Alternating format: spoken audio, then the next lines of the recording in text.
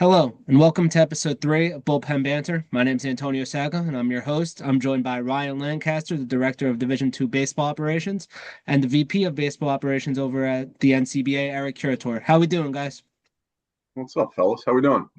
Pretty good, pretty good. Snowed Doing in. good. I'm sure half of the Snowed in. country's.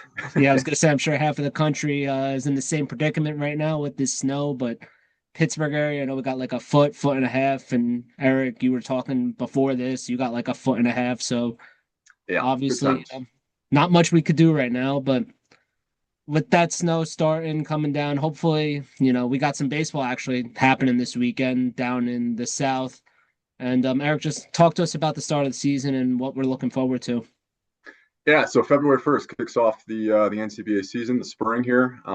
Really excited. It starts on Sunday. Kind of a weird timing this year with February 1st just being Sunday, but with that said, we do have Clemson and was it Alabama kicking off this weekend. I'm not sure if they're playing one game or two games on Sunday, but they are playing. So shout out to those guys. It'll kick off a fun spring hopefully, and you know excited to see some results again, get some people talking, and kind of get back in the swing of things after kind of a long holiday break. Yeah, that's those are non-conference games. I'm correct. They're just the Yeah, first. They're yeah, playing on Saturday, but with the season not being able to, like you said, the season starting on Sunday. Those first game or the first two games are going to be non-NCBA, but then that next game on Sunday, whatever they decide to play, will be NCBA games. yeah. So it's nice for them to get together on Saturday too. Kind of like you were saying, Yeah, it won't be NCBA sanctioned, but getting kind of the rust off, getting out there playing, and then Sunday it can officially count, which is great too. But yeah, I mean, good teams going at it. Alabama is always, a threat down the Gulf Coast. I believe they've been in the regional the last couple of years. Clemson, obviously, we know the story about them yeah, making the World Series run last year. It'll be fun to kind of see them this year because they have an addition of a Division II team. So I don't know if that's going to take anything away from the Division I team or kind of spread out the town or compromise, either or, yeah. to be determined. But good program nonetheless, and it should be a fun way to start off the season. Yeah, just a little bit about Clemson. I know I saw them down in Greenville. They were split into two teams, and they did do that D1, D2 split.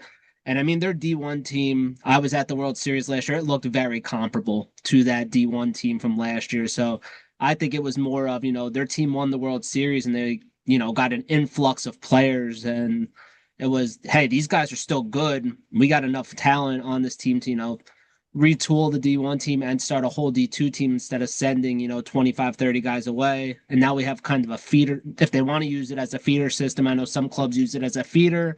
Others kind of keep them separate the whole way. It really depends on how you want to run it. But either way, I think it's, like you said, it could be detrimental, but from what I watched, they looked very, very comparable to what they were.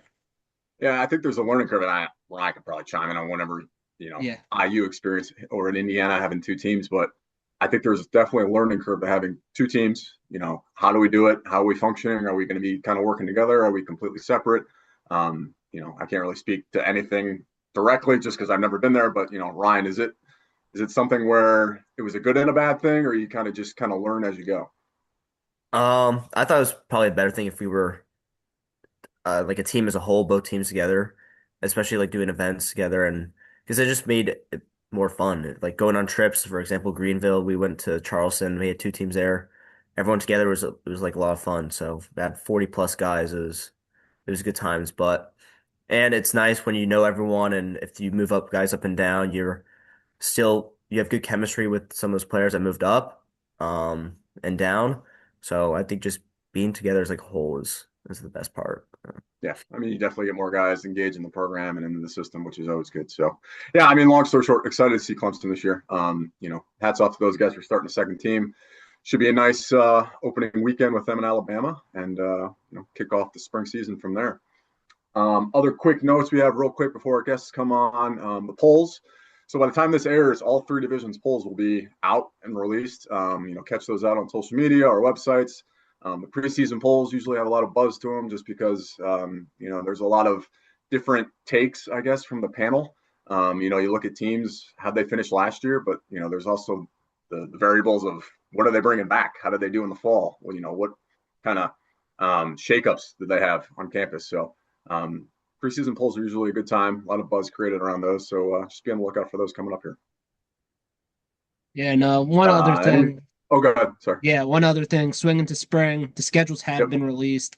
That's going to start actually in probably about a month from when this is released. So, we always have some great baseball down there, top ranked teams playing each other. I know, I believe it's week 2 or 3. I can't remember which week right now, but we will have a Penn State Virginia Tech matchup down in Panama City Beach. So, if you watched the World Series last year, and even before that, the history between Penn State and Virginia Tech.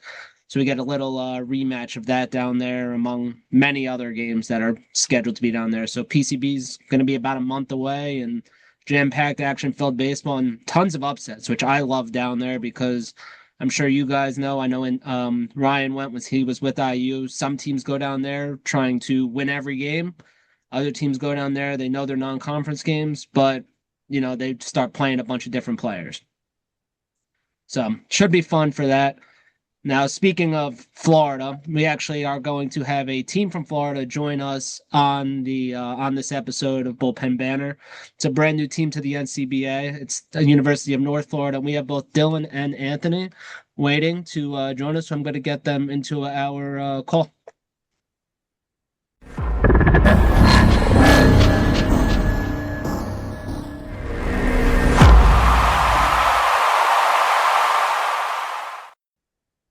How we doing, Dylan?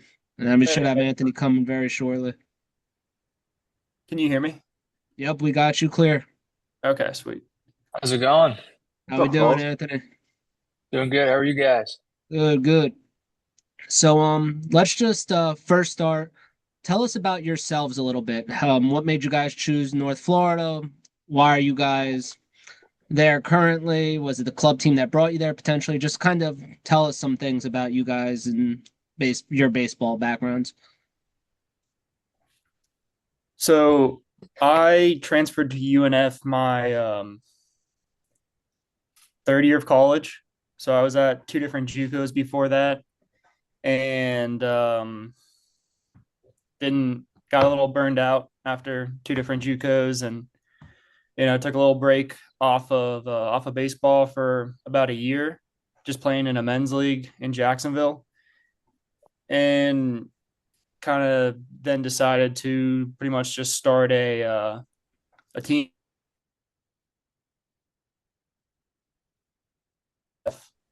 kind of with a team of kids my age, not as many 30-year-olds and stuff. I love the team with the Yeah. men's league, but I miss being around people my age playing, going to travel, all that stuff.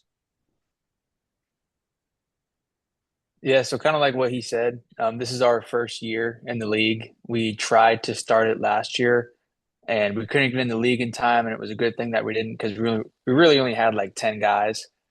Um, but a little bit about me, I did not play college baseball. I had a few offers to go kind of around the country, but my brother already went to UNF, and for me, it was during COVID, so it wasn't even sure that if I did go somewhere, I was going to play. So I kind of figured that I might as well go to UNF. I golf a lot, so they have a bunch of golf courses up here. Um, but last year, I met Dylan through just a mutual friend of ours, and he was like, "I'm thinking about starting up a club team. Would I be interested?" And I was like, "Absolutely." I always kind of preferred travel ball over like high school and college, just because it's it's still competitive, but it's not as serious you know. So that's probably the biggest thing I enjoy about this is that we're still able to have fun and compete at the same time.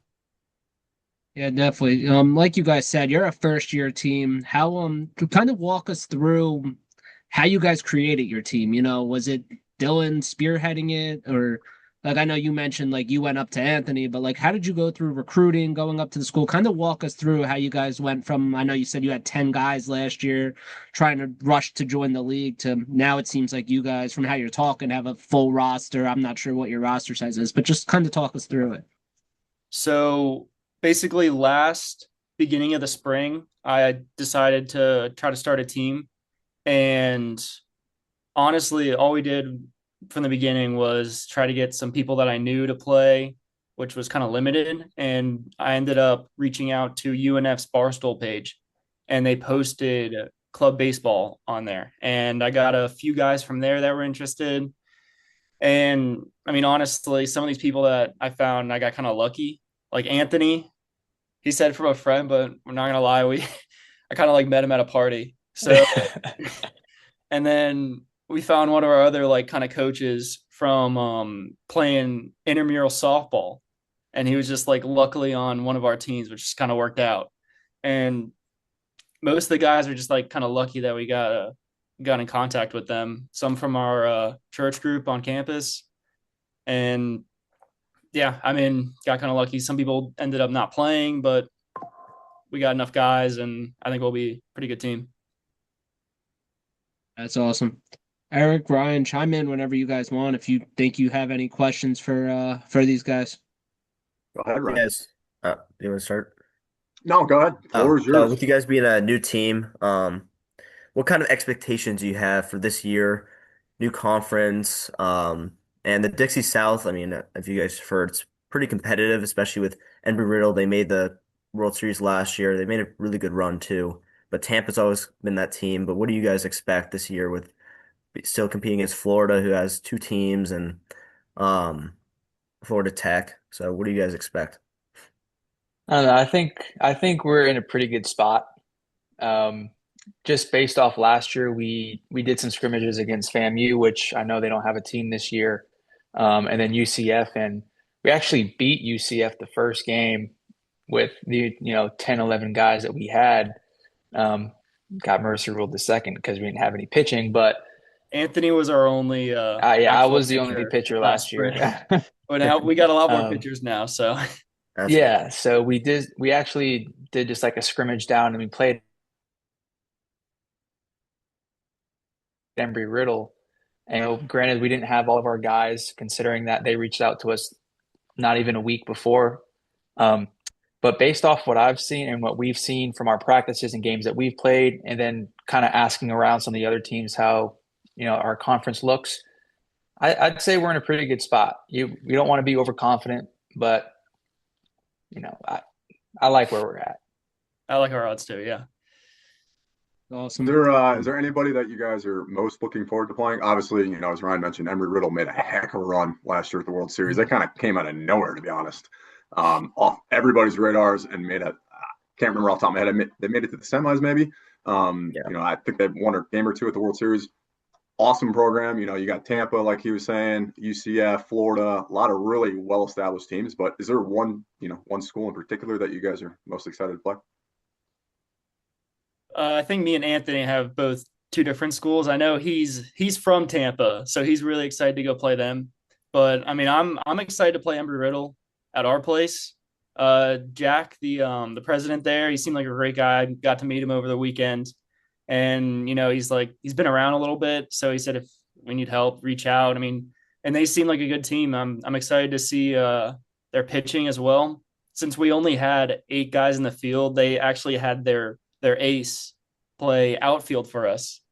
So we got just a basic scrimmage, like we didn't have enough guys and we got to see them, and I think it's gonna be fun when they come play at our home. Follow up that question. So when I was playing, I was always looking at our schedule and seeing where we go to college towns. Like we go out to Columbus, Ohio State, and play them. That was always a fun trip because it was fun to go out after the games and party and go drink. But is there anywhere that's looking like you guys want to go to? Like I know Gainesville would probably be pretty sick to go to, or Orlando, or UCF is. We're actually Tampa. yeah, well, Tampa is obviously on my radar, considering I don't have to spend any money on a hotel or anything.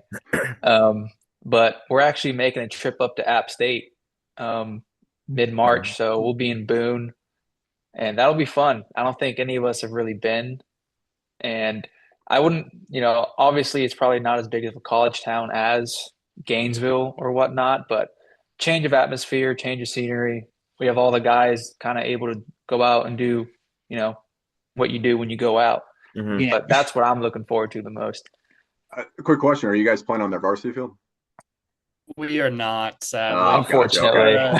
Their actual team has a game that weekend, so Gotcha. Eric, Yeah, that was going to be everybody knows my that. question too. Yeah, everybody Yeah. knows that field. So it's good. yeah, That field it's is really cool to play on there. awesome.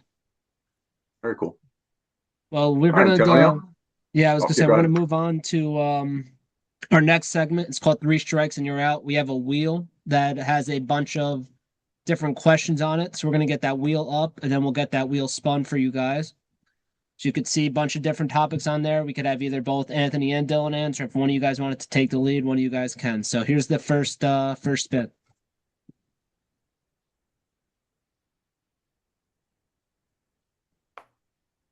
Yeah. So there we go. So I'm sure you guys know what that means. I don't know if you have a rival yet, but My whether favorite. it's, whatever school you think is going to be your biggest rival, or if you have a rival already, talk a little smack on that team.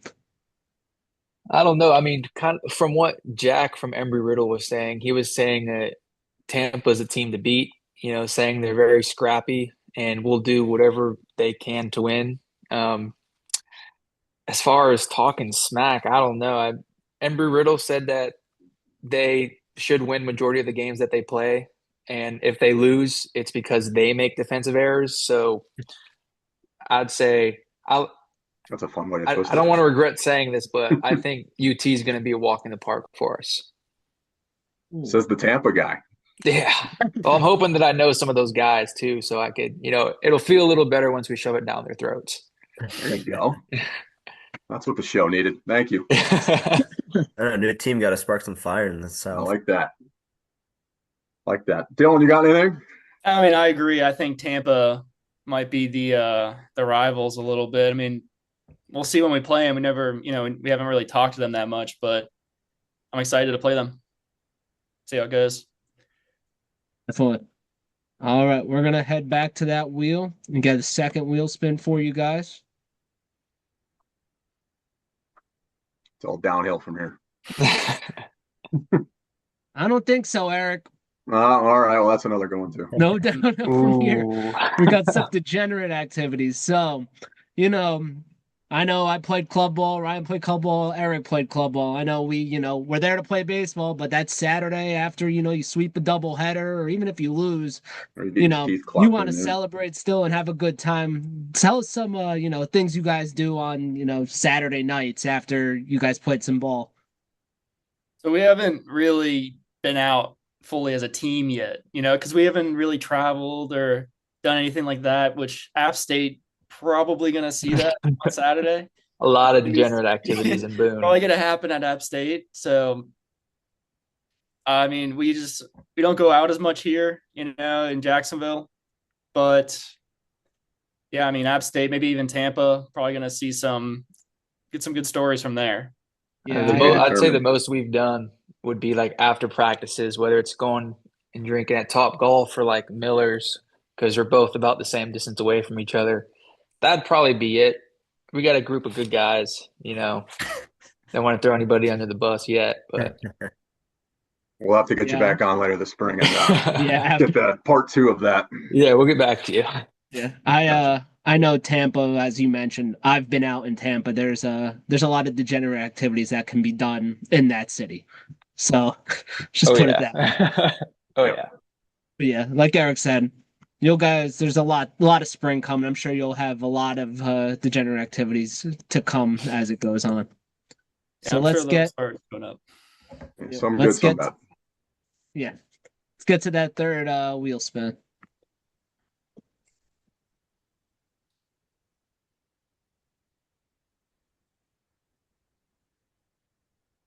And the last one, WIR, it's a would you rather. So, would you rather be able to throw a 105-mile-an-hour fastball like Aroldis Chapman, or hit tanks like Barry Bonds did? I know question varies for different positions, but I would I'd say tanks. go ahead. You said hit tanks? I'd rather hit tanks. I think it's a little more I don't know. I think it's a little more hype when you hit a bomb off of, let's say you hit a bomb off of someone throwing 105. I mean, that's crazy.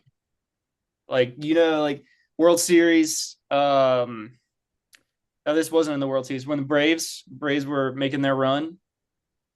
I mean, were you even born yet?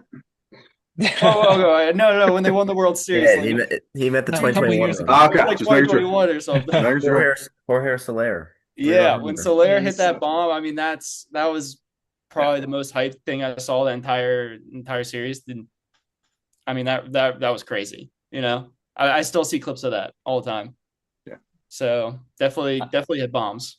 Yeah, I don't know. For me, it'd probably have to throw gas, especially if we're playing club baseball. No one is gonna come close to that, you know. So talk about dominance. Sure, everybody. I'm sure every team has at least 2 to 3 kids that can hit a home run. Maybe not a bomb like Barry Bonds, but even if they can't hit a home run, no one in club, I don't think, is going to be able to touch 100, let alone 105. Yeah. You're not playing club if you're throwing 105. Yeah, well, yeah, that's also a good point. Yeah, That too, probably, Eric. But yeah. that That's was fair. awesome, guys. Thanks for that. That was 3 strikes and you're out. So one last thing we want to let you guys do before you go.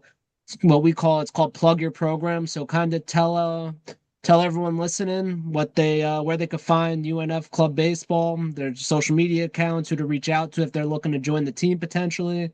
Just tell us plug your program a little bit. So we don't really have many places you can look. I mean, you can either email unfclubbaseball@gmail.com or just go on the Instagram page, which is UNF Club Baseball, and DM the Instagram page. But other than that, I mean, we just kind of been recruiting word of mouth and Like we said, this is our first year. I don't yeah. even think we've made flyers or anything yet. We kind of just go around asking people to ask people, you know? That's awesome, guys. Well, thanks for. Go ahead, Eric. Oh, I was just gonna say, how many guys do you guys probably on the roster this spring? So we got we have like 19, but That's pretty 2 good. of them got hurt. So we're at like 17, and one of them's kind of hurt. I don't know how long he's gonna be hurt. So between like 16 and 17. Yeah, it's pretty good. Solid For roster first year Better than size. program. 10. It is Much better than better than 10, last like you year. said. Yeah, better than 10 guys on one pitcher. Yeah. I will say, keep up like on Instagram posting that stuff because you don't know whose feed that will get into and the algorithm it will hit. So that's something that worked for us. Like we got a lot of interest with that when I put it Indiana.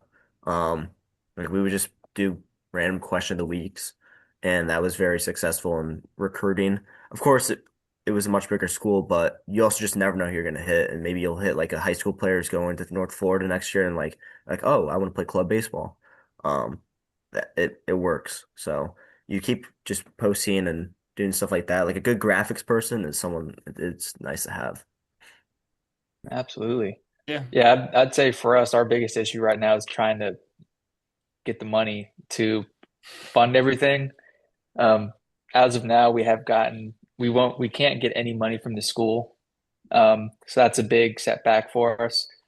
But as much as we'd love to make it to the World Series or even just regionals, it'll be a bigger challenge trying to pay for that than actually getting there for us, I'd say.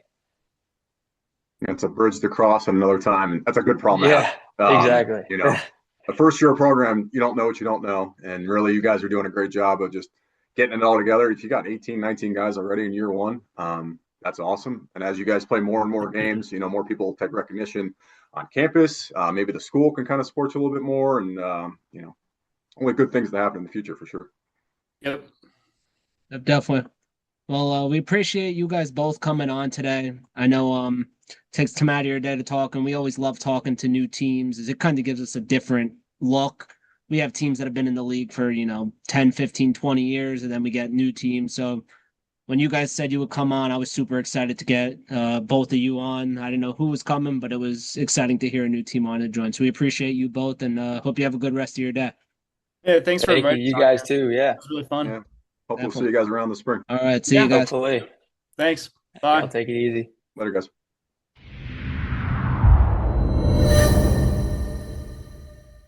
All right. That was Dylan and Anthony. That was honestly a North great Florida. interview. Fun talking to a new team. Like I mentioned, you never know what you're going to get. And they seemed like they're very into it. And like you said, Eric, having that many guys that early on, I feel like there's a lot of teams, even that have been around for years, that are still struggling to get 13 to 15 guys. And if they have almost 20 already, it's a big deal for them. I would say it's a huge deal. And I don't really know the size of their campus. But either way, small or big, having 18, 19 guys right out of the gate, is a big deal. So, kudos to those guys. They got a good thing going, and hopefully they can continue that onto the field and kind of see where it takes them. Yeah, definitely. So, couple last things. We're gonna start with housekeeping items. I want either Eric or Ryan, whichever one of you guys want to take the lead on this. Just some housekeeping items for the NCBA teams to look out for as we are heading into the spring season. Just rosters, really. That's the biggest one. Everybody's going to be starting to play here the next couple of weeks. Maybe for you cold weather schools, you got a little bit more time, but the majority of the league kicking off here in the next couple of weeks. So get your rosters in, get your guys signed up online, get your academic eligibility letters going. Ask us questions when you need it. Obviously, our front office is here to help facilitate and kind of point you in the right direction. But really, yeah, rosters. Got to have those before you play your first games. Definitely. Anything to add, Ryan? Yeah, definitely piggyback off that. I know I have 23 teams are playing in week 11 of this season, so get on top of that. That is probably the most important thing. Even if you're playing in week 15, I'd still just get on top of it because the schools, you never know, they might take a while. And then we'll be also releasing regional information soon, so we'll keep you updated on that. Yeah, playoff information will be going out. I had something else on the tip of my tongue. I apologize, but yeah, rosters, playoff information, a lot of good stuff. Stay tuned to our social media websites. We've got a lot of great things coming out. Our the series showcase will be kicking back up. Jacob does a great job along with Ryan, and a lot of fun content coming your guys' way soon. Definitely looking forward to all that World Series coming up too. Obviously, just everything is coming on. It's pedal to the metal starting February 1st, pretty much until we finish up at the World Series. So super excited for the NCBA season. Well, that'll do it for episode 3 of Bullpen Banter. I appreciate everyone for tuning into this episode. Don't forget, it's a game. Have fun.